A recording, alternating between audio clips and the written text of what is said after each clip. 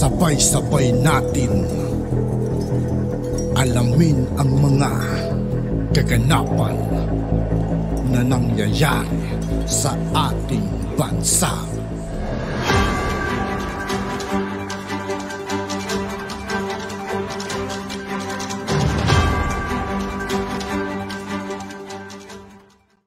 Yo, what's up mga kaibigan? This is I2K po again. Ngayon nandito ulit tayo sa channel ni Pinas News Insider. Dito ulit tayo magbibigay ng komento at reaksyon. Kaya samahan nyo guys. Let's go! Pirmado Rowena Guanzon, suportadong administrasyon ni President Bongbong Marcos Jr. at ito ang kumpirmadong balita na halos hindi paniwalaan ng mga kakamping matapos ngang ibulgar mismo ng ilan sa mga malalapit sa buhay ni Atty. Rowena Guanzon na magiging House Speaker leadership ni Martin Romualdez na pinsan ni Bongbong Marcos Jr. ay inaatin na nito sa Rockwell, Makati. Viral ngayon sa mundo ng social media. Dito kaya nagsimula yung alitan ni Martin tapos Vice Pres. Hindi ko rin trip yung yung nangyayari sa kanila Nagkaagulo sila. Ang larawan ni siya atin tinatawag na tambolos-los.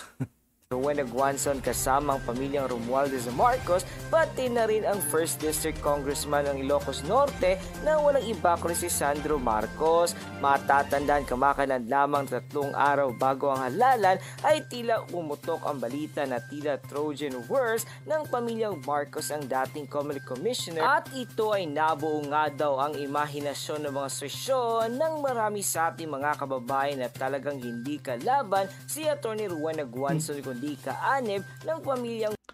Pagkatapos sa sira-siraan ng mahal nating Pangulo guys, di ba? Nung panahon ng eleksyon, halos mura-murahin niya. Kung ano na pinagsisigawan niya na magnanakaw ang mga Marcos, etc. Kung ano pa. Marcos. Mahirap magtiwala dito guys. Ito ang mainit na balitang pinuputakti ngayon ng samot-saring komento mula sa marami sa ating mga kababayan at marami nga sa kanila ngayon ang hindi napigilan ng kanilang sarili na maglabas ng kanilang hininga at komento sa mundo ng social media. Kung bago ka pa lamang sa channel na ito, sa lahat ng hindi pa nakasubscribe mga kaibigan kay Pinas News Insider, mag-subscribe na po tayo at huwag nyo rin pong kalimutan mag-subscribe dito sa aking channel. Ay huwag kalimutan i-click ang subscribe and notification bell para mas pang-update ka pa lalo sa lahat pa ng bagong videos na i-upload namin. At yun na nga mga kababayan, mainit na pinag-uusapan ngayon sa mundo ng social media ang di umano'y balitang ito ang mga larawan ngayon na kumalat sa mundo ng social media at nagkaroon na sa mahigit sa 1 million interaction sa Facebook ng Makati ng publiko na kasama si Atty. Rowena Guanzon na mga sumuporta sa House Speaker leadership sa pinsan ni Bongbong Marcos Jr. na walang iba kundi si Martin Romualdez. Ito ang breaking news sa sumira sa imahinasyon ng marami sa ating mga kakamping dahil ang di umano inaasahan nilang tagapagtanggol ni Leni Robredo ay suportado na ang administrasyon ni President. Suportado kaya yan o kon lang? Baka may kailangan lang guys bait-baitan. Kunwari suportado.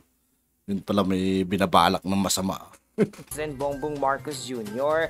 live mula sa Rockwell, Makati kasamang ilan pang miyembro ng Lakas CMD at MMDA Chairman na si Ben Bura Avalos ay tila nakadaong palad pa si Sandro Marcos, ang isa sa makilalang kritiko ng kanyang ama. Ayon pa sa isang exclusive report na nilabas ng SMNI News sa kanilang official website. Respeto at paggalang, kinamayan at binati ng personal na incoming Ilocos Norte 1st District Representative Sandro Marcos, si incoming P3PWD Party List Representative Rowena Guanzon. Kahit kilalang kritiko ng kanyang ama na si incoming President Bongbong Marcos Jr. ay nilapitan pa rin at nagpakita ng galang ang batang Marcos kay Guanzon. Ang dalawa ay nagkatagpo sa kauskos ng Party List Coalition sa Makati ngayong araw para i-endorso si late Representative Martin Romualdez bilang susunod na House Speaker. And matapos ng larawang kumalat sa mundo ng social media ay tila napagtagmi-tagmi nga raw ng marami sa ating mga kababayan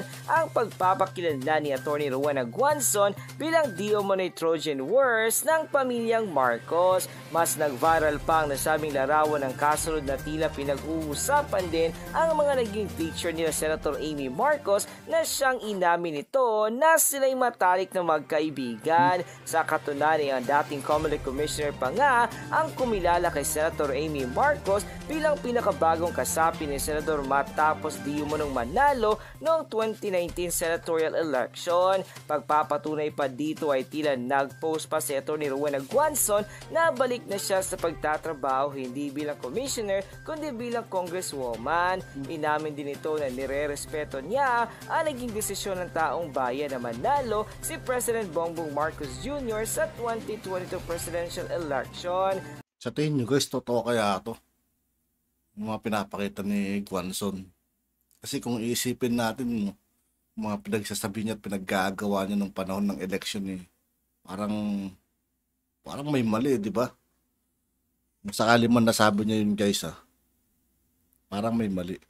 Kasi mga pinagsisigawan niya, parang galit talaga siya Kala mo may pinaghuhugutan Ayon pa sa kanya naging full Facebook post, makakaasa naman kayo na susuportahan natin ang mga magaganda programa not the typical harang ng harang at hindi magdadalo ang isip na bardagulin ang mali. End quote. Matapos nga di mo na nasabing Facebook post at mga larawan na kumalat mula sa Rockwell, Makati ay tila pinatunayan na raw ng pamilya ni Rowena Guanzon at ng mga Marcos that there is no bad blood between the two families. Naniniwala sila na rin suportado ni Rowena Guanzon ang mga programa ng susunod na administrasyon at bilang pagpapakita ng respeto ay dumalo ito sa Marcos Romualdez gathering na ginanap sa Rockwell, Makati. At yun na nga mga kababayan, ano na ang masasabi mo? Kung kayo ang tatanungin, ano na ang masasabi mo sa naging balitang ito kung saan matapos ngang muling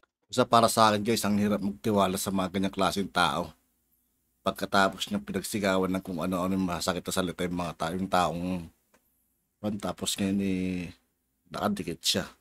Para ang hirap guys, pinaratakan niya ang ating mahal na Pangulo kung ano mga salita. Magnanakaw, etc. kumalat sa mundo ng social media ang usap-usapang tila planado at di umano'y Trojan Wars ng pamilyang Marcos ang dating Comelec Commissioner ng Commissioner election na walang iba kundi si Rowena Guanzon na ngayon ay nakadaupang palad pa ni 1st District Representative Sandro Marcos. Just comment it down below, pag-uusapan natin yan sa comment section at kung nagustuhan nyo ang video na ito ay huwag kalimutang mag-like at i-share na din para mas marami pang makaalam. At yun nga po mga kaibigan, dito po nagtatapos ang ating reaction video. Muli ako po si I2K ng Sundalo ng Dunggalo at 811. Maraming salamat sa patuloy na pagsuporta. Yeah, peace out.